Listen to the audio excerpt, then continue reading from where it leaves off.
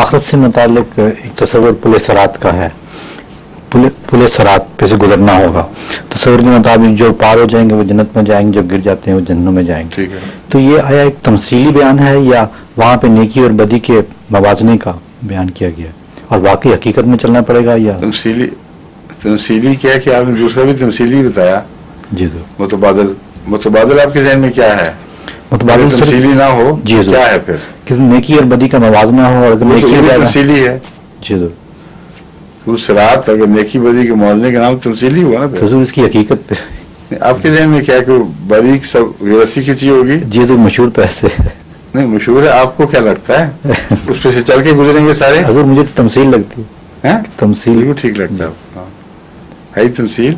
اس دنیا میں انسان اپنے لیے پل صراط کی پرفارمنس پیدا کر لیتا ہے. پل صراط پہ جیسے اس نے گزرنا ہے اس دنیا میں ہر روز گزرتا ہے اس کو پتہ بھی نہیں لگتا. تو فیصلے کرتا ہے یہ وہ ایک طرف دائیں طرف کا فیصلہ ایک طرف بائیں طرف کا فیصلہ. تو رسی سے بار بار گرتا ہے پھر چڑھ جاتا ہے پھر گرتا ہے.